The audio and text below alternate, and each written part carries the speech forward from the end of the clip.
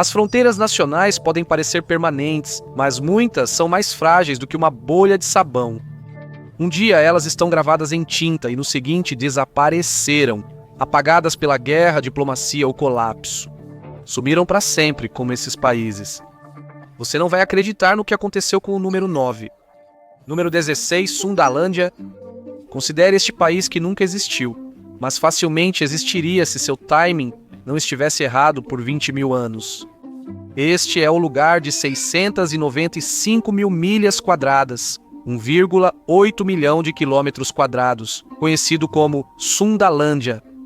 Era uma vasta massa de terra que se estendia do que hoje é o Golfo da Tailândia até as Filipinas, incluindo os países que conhecemos como Malásia, Indonésia, Singapura e parte da Tailândia. Os humanos modernos vivem nessa área há pelo menos 50 mil anos. O nível do mar era cerca de 120 metros, 394 pés, mais baixo no último máximo glacial há 20 mil anos. Ao olhar o mapa da época, Sundalândia se destaca. Se fosse um país moderno, seria uma potência, mas essas fronteiras nunca existiram. O gelo derreteu, o nível do mar subiu, e qualquer um daqueles antigos caçadores-coletores que teve o azar de estar nas áreas baixas, teve que sair, ou acabaria debaixo d'água também. O projeto que poderia ter sido a nação de Sundalândia chegou ao fim antes que alguém pudesse perceber o quão grandioso ele poderia ter sido. Mas houve outras fronteiras, mesmo que breves. Alguns países realmente existiram por breves períodos. Seus tempos podem ter sido curtos, mas muita coisa ainda aconteceu neles. Algumas são brilhantes, outras hilárias. Tente o país que surgiu porque imigrantes americanos estavam invadindo o México. Sério. Número 15. A República do Texas. Colonos americanos convidados pelo governo mexicano lotaram o Texas. E, surpreendentemente, os tejanos de língua espanhola não se importaram. Na verdade, eles tinham interesses em comum. Ambos os grupos se ressentiam cada vez mais do governo distante da cidade do México, dos altos impostos e das restrições à autogestão local. Agora, combine um governo centralizado e pouco responsivo com um aspirante a caudilho como Antônio Lopes de Santa Anna e você tem uma receita para a revolta. Em 2 de março de 1836, no assentamento de Washington on the Brazos, foi declarada a República Independente do Texas. 4 dias depois veio o Álamo e isso foi um grande erro. Isso só deixou todo mundo mais irritado. Os texanos se vingaram na Batalha de San Jacinto e capturaram Santa Ana.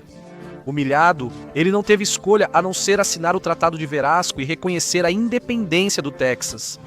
Mas nem todos os países correram para reconhecer o Texas, incluindo os Estados Unidos. A América manteve suas opções em aberto, adiando o reconhecimento em parte por interesse estratégico e em parte por ciúmes. Ela queria o Texas só para ela. Isso se tornou oficial em 29 de dezembro de 1845. O Texas foi admitido na União como o 28º estado. A República durou só 9 anos, 11 meses e 17 dias. Foi uma ótima trajetória e tudo é maior no Texas. Outros países de existência breve que analisaremos fizeram a República do Texas parecer durar muito. Mas há uma única exceção. A República do Texas meio que teve um gêmeo nas regiões do sul do Brasil. 14. A velha República Farroupilha. Do meio do século XVIII até o meio do século XIX, foi a Era das Revoluções, e ela chegou ao Brasil em 1822. Os brasileiros proclamaram a independência de Portugal em 7 de setembro. Eles realizaram o sonho ao criar seu estado com o imperador Pedro I, mas a vitória não apagou o espírito revolucionário. O Brasil foi cenário de batalhas entre império e república. O novo império não parecia ser algo tão bom para o povo da província do Rio Grande do Sul. Eles sentiam que eram rigidamente controlados por um governo central alheio aos seus interesses. Isso os prejudicava ao taxar o charque que produziam, enquanto permitia importações mais baratas da Argentina e Uruguai. Eles queriam ter mais voz nos assuntos locais e eram influenciados pelos ideais republicanos que estavam surgindo em todo o mundo. A Guerra dos Farrapos iniciou em 20 de setembro de 1835. Ela recebeu esse nome pelas roupas esfarrapadas dos rebeldes gaúchos que proclamaram a República Rio-Grandense em 11 de setembro de 1836. O novo país logo teria um aliado em sua luta pela independência do impiedoso império. Em breve falaremos disso, pois seus destinos estavam ligados. Por enquanto, tudo o que você precisa saber é que a República do Rio Grande durou 8 anos, 5 meses e 19 dias, um pouco menos do que a República do Texas. Vamos falar de outra pequena república do outro lado do Pacífico que também resistiu à ascensão de um império, com uma constituição única. Número 13, República de Ezo. Em 1853, o Japão era retrô, para dizer o mínimo, e não de um jeito legal. Era uma terra congelada no tempo, isolada do mundo, presa no século XVII sob o domínio do shogunato Tokugawa. Sabe, aquele que inspirou aquele seriado de sucesso de 2024. Japoneses na Baía de Tóquio viram grandes navios negros e armados surgirem no horizonte. Esses visitantes do Pacífico fizeram uma exigência simples sob a liderança do Comodoro Matthew C. Perry. Abram o Japão ao comércio americano, ou então... O Japão concordou, afinal é difícil recusar diante de uma frota de navios de guerra e canhões. Mas Perry e seu chefe, hoje quase esquecido, o presidente Millard Fillmore, causaram mais do que previram. A diplomacia do canhoneiro deles provocou uma onda de modernização quase sem igual na história mundial. Menos de 20 anos depois, o Japão se transformou. O shogunato Tokugawa havia acabado, exceto em um lugar que em breve pareceria tudo menos um shogunato. Em janeiro de 1869, as forças do shogun fugiram para Hokkaido, então chamada Ezo. O almirante da frota, Enomoto Takeaki, assumiu o comando e criou a República de Ezo, com a ajuda de 2 conselheiros militares franceses, Jules Brunet e André Cazeneuve. A República de Ezo não durou muito. A superioridade das forças do imperador Meiji era esmagadora. Ela durou apenas 151 dias, mas veja o que conseguiu nesses 5 meses.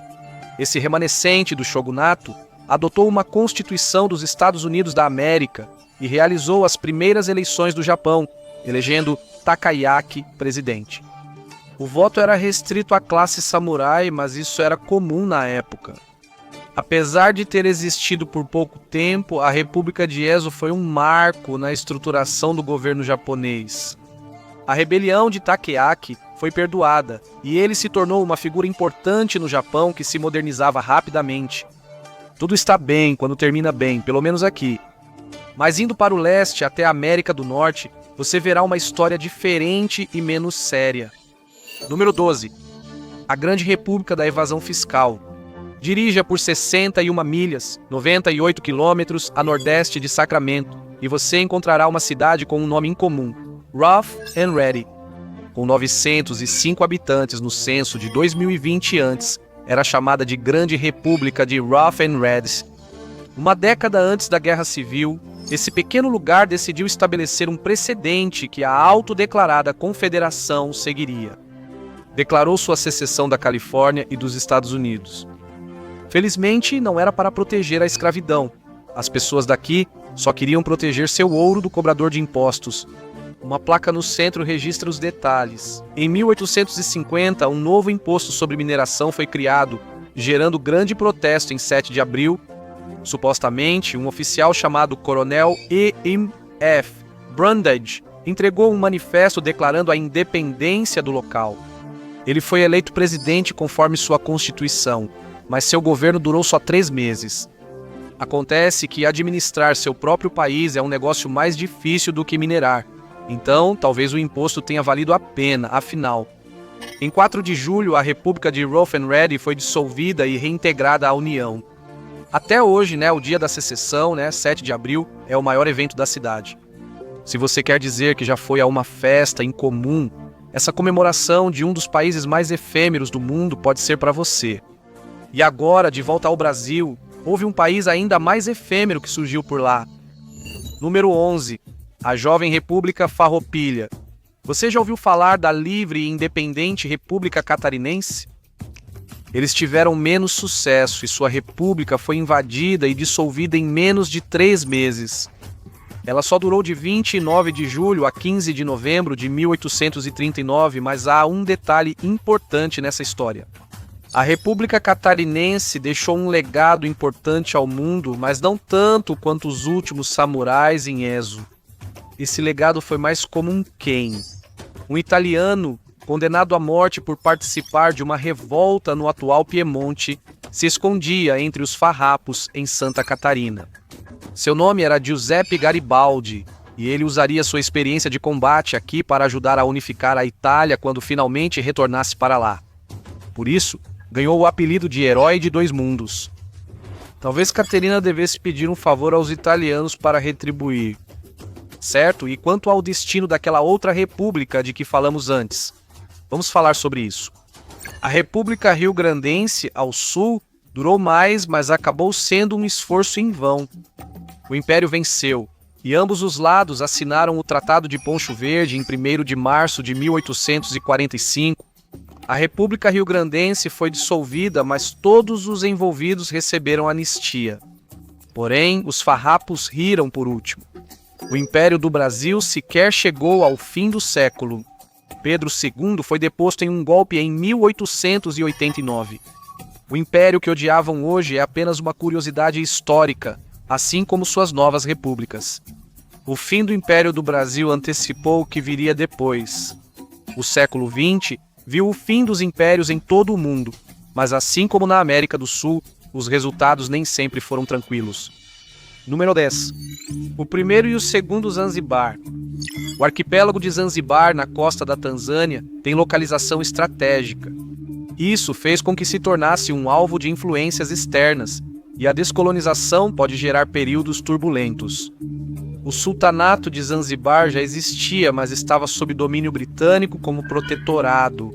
Os britânicos partiram em 10 de dezembro de 1963, deixando o sultanato sob Jamshid bin Abdullah. E você imagina o que aconteceu depois. Sem o apoio da Grã-Bretanha, ele ficou no poder apenas mais um mês. Houve um golpe e o sultão caiu. A República Popular de Zanzibar foi proclamada em 12 de janeiro de 1964, com Abid Karami como presidente de um governo socialista. Mas ele não era o único ali. Karami não liderou a revolta de fato. Isso veio por meio de John Okello de Uganda. Ele era um cara impulsivo e Karami tentou mantê-lo longe da política com o título honorário de marechal de campo. Mesmo assim, seus seguidores fizeram represálias brutais contra árabes e asiáticos de Zanzibar. As fontes variam sobre quantos foram massacrados. Algo entre 2.000 e 4.000. No entanto, os números variam dependendo da fonte. Alguns relatam que até 20.000 morreram. Os europeus que estavam lá foram poupados porque Okello não queria essas complicações. Pelo menos essa República Popular não durou muito. Ela se fundiu com o efêmero estado de Tanganica no final de abril, dando-lhe uma duração de apenas 104 dias. Isso ainda foi muito mais tempo do que uma nação de Recife, quase literalmente no meio do nada. Número 9. A República do Iraque Las Vegas e personalidades excêntricas muitas vezes andam de mãos dadas. Vamos deixar que você decida se a cidade cria as personalidades ou se elas criam a cidade.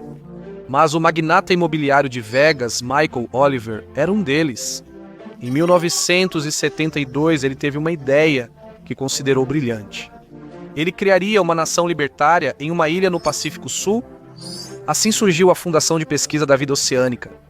Oliver encontrou o local ideal para sua nação insular nos recifes de Minerva, a 484 quilômetros a sudoeste de Tonga. Ele só precisava elevar os recifes ao menos 30 centímetros acima da maré alta. Assim, segundo o direito internacional, ele poderia reivindicar soberania legalmente. Pelo menos era o que ele pensava. Ele contratou um navio de dragagem e teve sucesso. Em 19 de janeiro de 1972, foi oficialmente declarada a República de Minerva.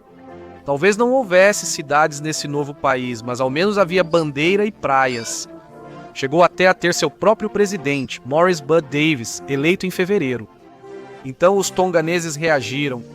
O rei Taufa Ahau Tupo IV, que pesava 181 quilos, enviou 90 prisioneiros trabalhadores e uma banda de 4 membros.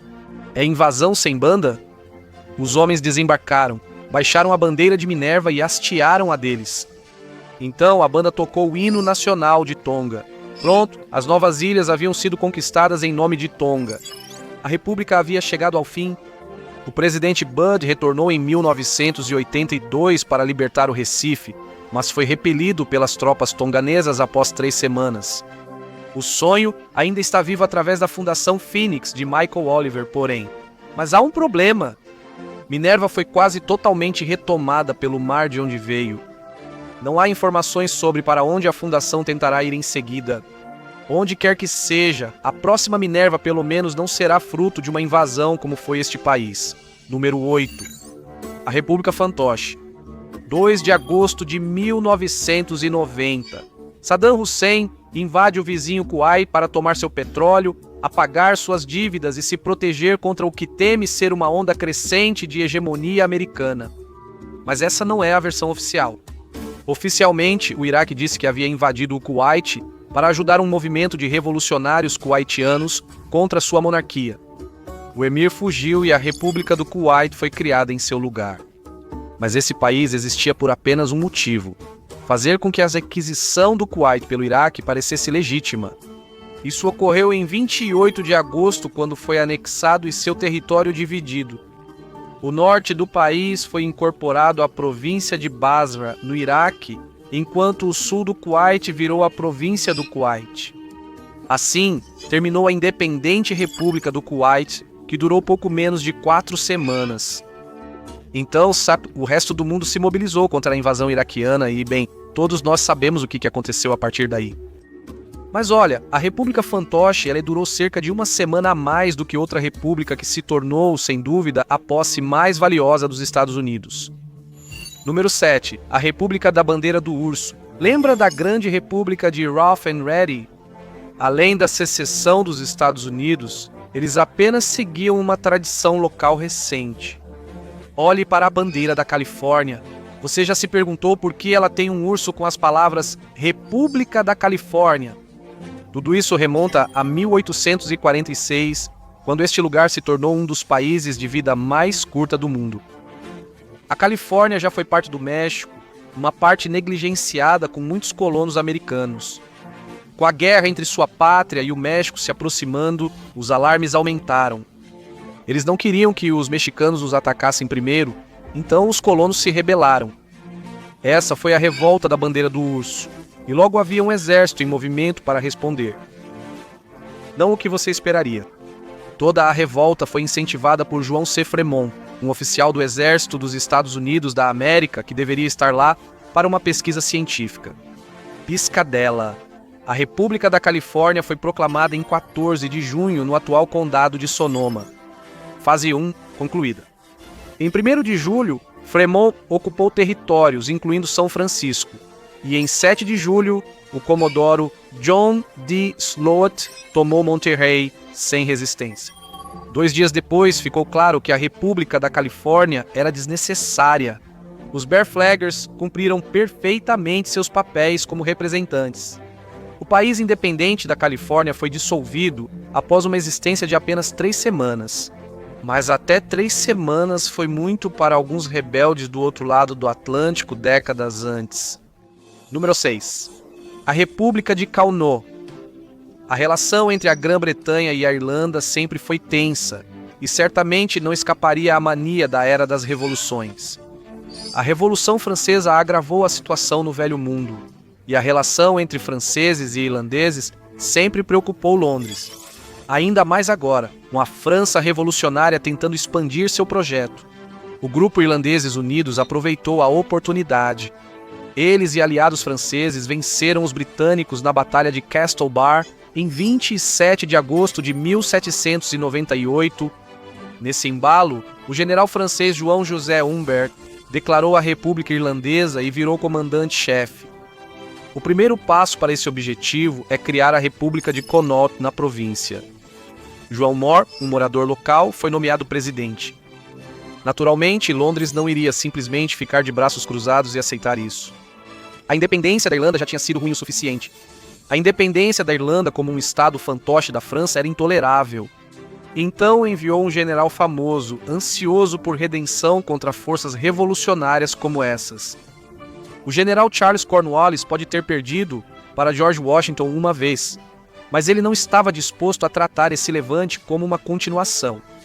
Então, para garantir ainda mais a vitória, ele contratou muitos mercenários e os adicionou às tropas regulares britânicas.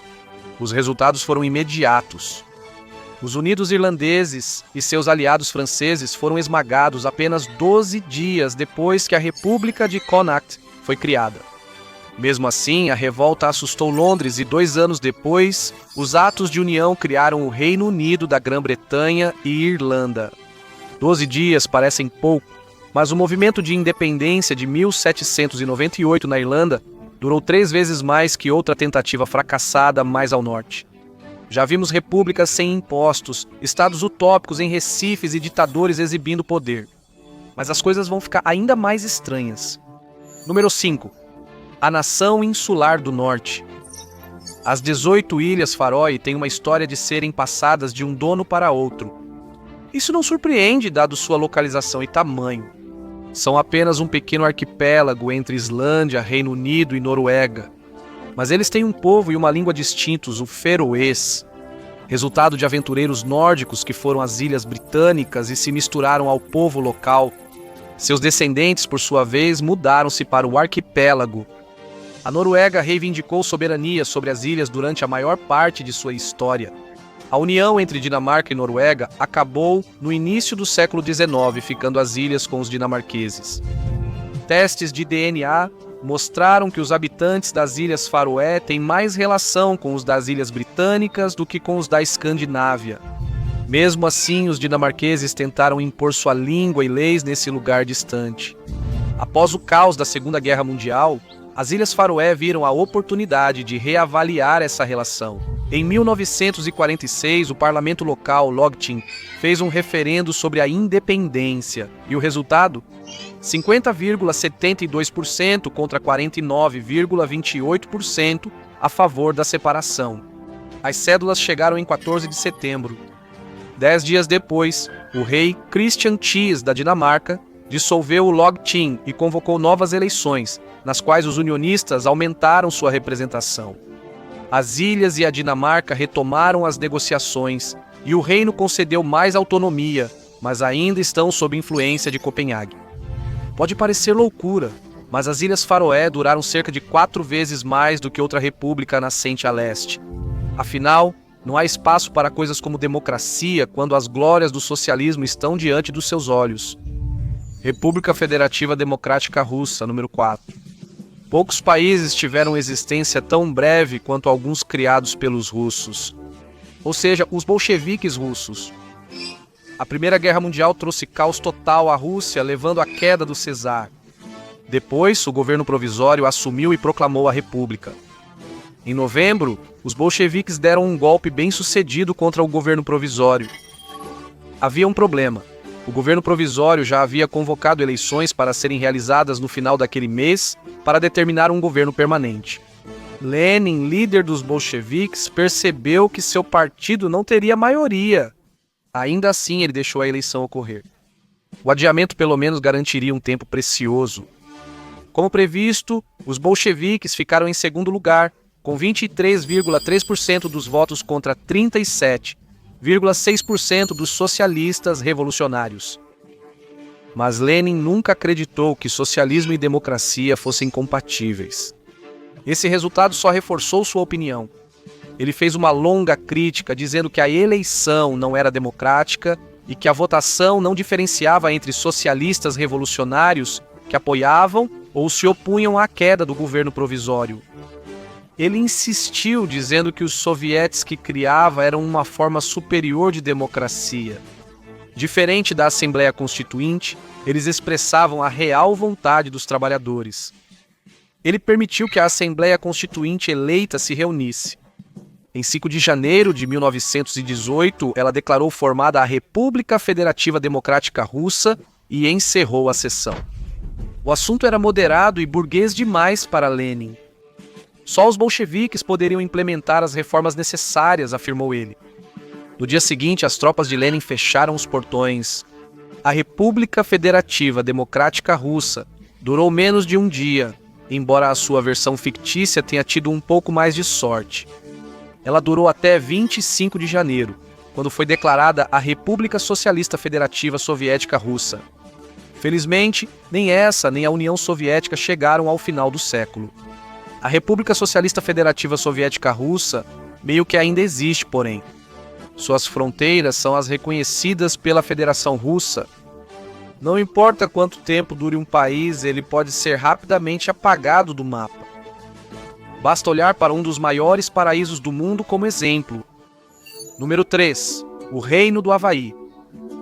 A expansão territorial dos Estados Unidos nem sempre aconteceu tão facilmente quanto no Texas e na Califórnia. Com a costa do Pacífico sob controle, os Estados Unidos da América voltaram-se ao oceano. Washington não podia esperar encontrar grandes números de colonos americanos comuns lá, como no Texas ou na Califórnia. Então, a expansão territorial teria que ser feita por meios que lembram acordos feitos em salas cheias de fumaça, em vez de rebeliões românticas. O Havaí seria um campo de testes perfeito. Havia um reino próspero lá. No final do século XVIII, o poderoso rei havaiano Kamehameha I tinha um grande plano. Ele governava só parte da ilha do Havaí, mas tinha grandes ambições. A chegada do capitão James Cook em 1778 alertou os astutos habitantes locais. Se as ilhas continuassem divididas, seriam mais fáceis de explorar por interesses ocidentais. Então, Kamehameha lançou sua campanha de unificação. Em 1810, todas as ilhas estavam sob seu controle. Porém, só obteve sucesso com armas e conselheiros ocidentais, sinalizando problemas futuros. Mas a ameaça de invasão estrangeira em um país tão pequeno, mas atraente como este, sempre estaria presente. Interesses ocidentais surgiram quase desde a fundação do reino. Missionários cristãos chegaram no início do século XIX, e leis contra práticas que consideravam vícios, como a dança hula, foram promulgadas. Logo depois dos missionários, vieram os baleeiros. O Havaí era excelente como base de suprimentos, com comida, combustível e água. Depois dos baleeiros, outros interesses comerciais surgiram, pois o Havaí era ideal para plantações de açúcar. Os estrangeiros ganharam força no reino, chegando a ocupar cargos como o de primeiro-ministro. Alguns estrangeiros começaram a querer tomar o controle, pois parecia o momento certo. A monarquia tornava-se turbulenta ao não nomear sucessor, encerrando a linhagem do grande unificador. O rei Lunalilo, sucessor eleito, morreu no ano seguinte sem herdeiro. O rei David Kalakaua foi eleito, mas em 1877 seu irmão e herdeiro, William Pitt Leleohoko II, também morreu. Assim, Kalakaua nomeou sua irmã Liliuokalani como sua sucessora. A década de 1880 foi ainda mais turbulenta. Kalakaua irritou os Estados Unidos da América e Alemanha ao firmar tratado com o rei samoano Malietoa Laupepa, que os alemães tentavam derrubar apoiando rebeldes locais. Uma flotilha alemã logo acabou com o reinado de Malietoa Laupepa em Samoa, mas Berlim não esqueceu. A monarquia havaiana independente se tornava mais problemática do que valia. Kalakaua encerrou a legislatura em 1886 e ela só se reuniria novamente em 1888, embora devesse se reunir todo abril, conforme a Constituição. Isso foi um erro. A longa ausência da legislatura permitiu que os estrangeiros começassem a agir para derrubar o reino. A primeira reunião cheia de fumaça foi em 30 de junho de 1887. Logo depois, os rifles de Honolulu foram enviados. O grupo de soldados deveria servir ao rei, mas eram estrangeiros. Assim como o primeiro-ministro da época, Walter M. Gibson, ele podia ser americano, mas era leal demais ao rei. Então, os soldados quase o enforcaram. Os soldados foram ao rei e fizeram uma exigência simples. Concorde com uma nova Constituição ou não. Kalakaua preferiu a nova Constituição ao ou então e assinou o documento. Mais tarde, ela passou a ser chamada de Constituição da Baioneta. Esse nome parece ruim, Mas também havia coisas nela que poderiam soar bem pelos nossos padrões. A monarquia foi despojada de seu poder político funcional e transformada em algo mais parecido com a monarquia britânica. O direito ao voto era restrito e favorecia homens brancos proprietários de terras. Ambas eram convenientes para interesses estrangeiros. Anos depois, Kalakaua morreu e sua irmã, a rainha Liliuokalani, assumiu o trono como ele queria. Mas ela logo enfrentou o segundo acordo secreto. Um clube de anexação foi criado em 1892. A sociedade secreta sempre quis se unir aos Estados Unidos e estava pronta para agir contra a rainha se preciso.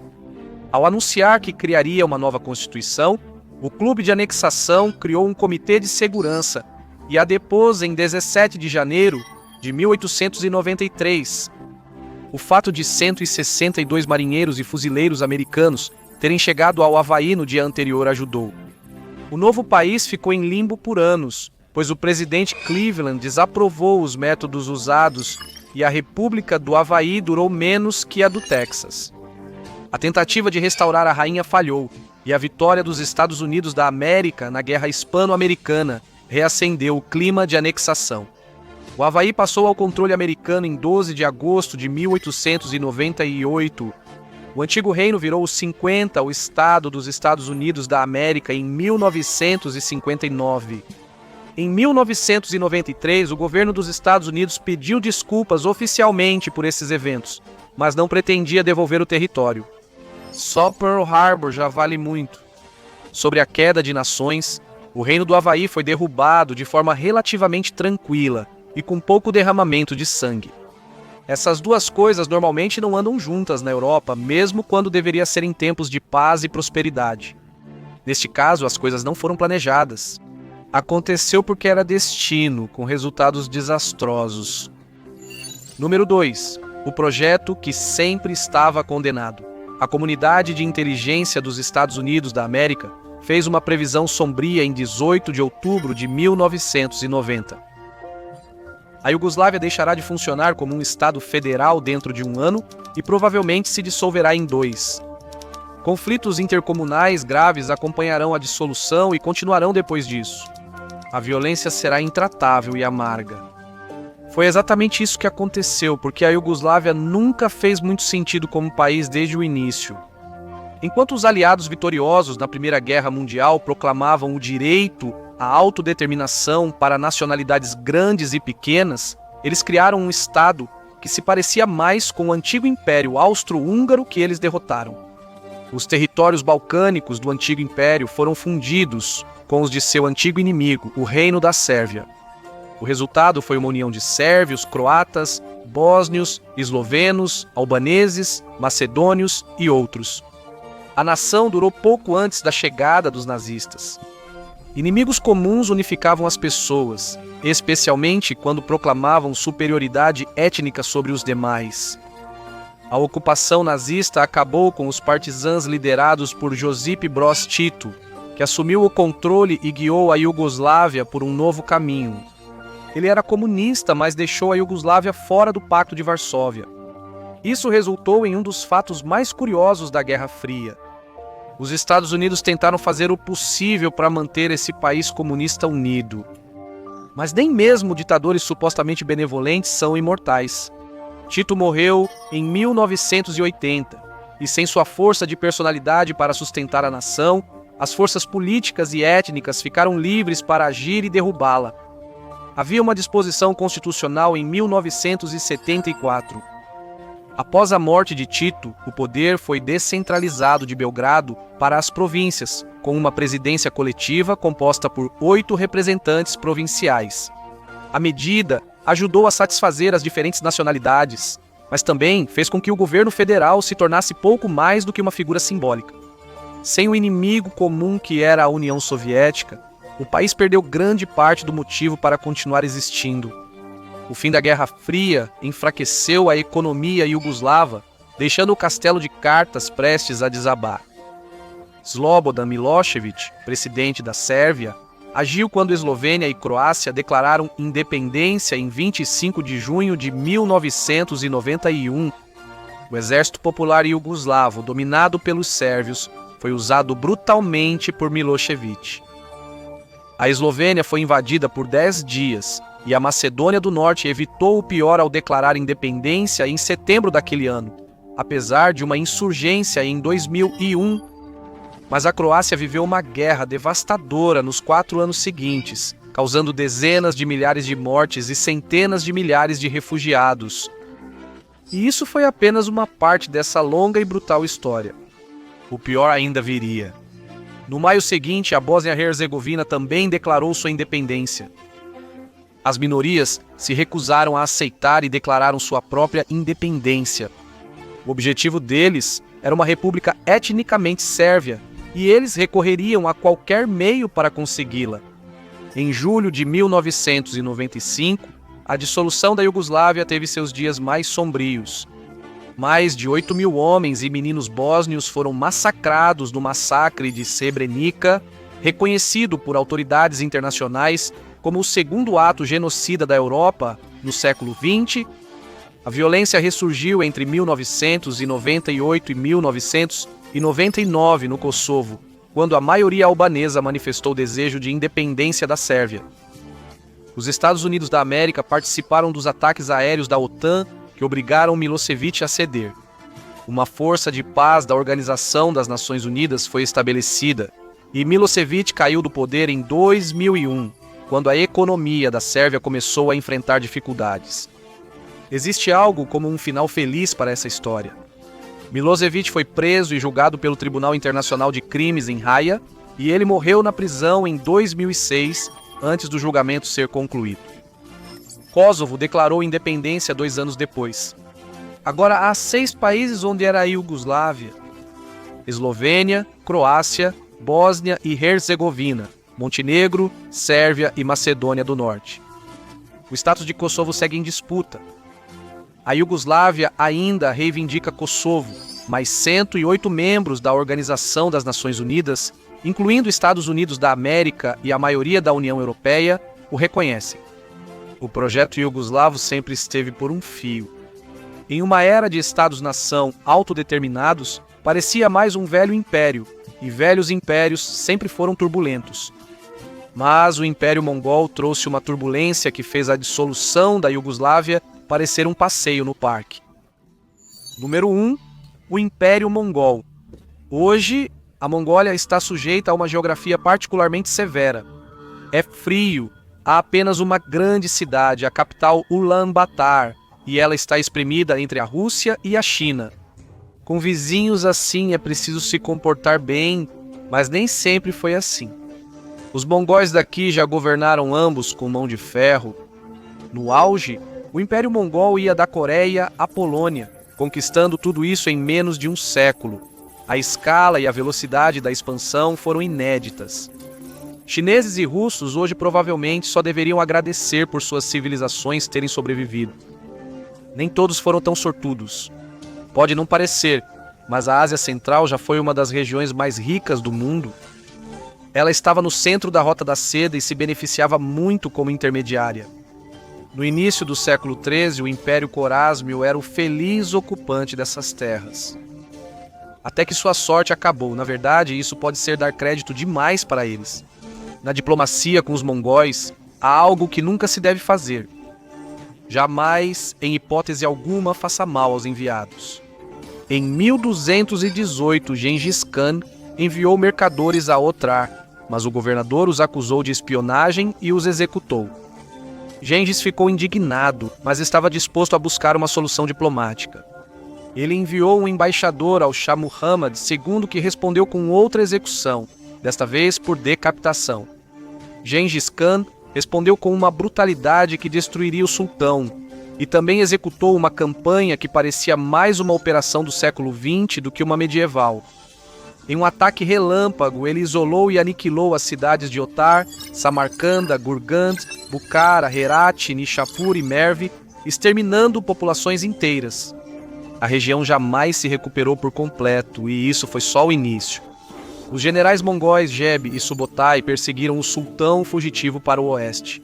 Eles não o capturaram, mas contornaram o Mar Cáspio, derrotando armênios, georgianos e um exército russo antes de voltar para casa.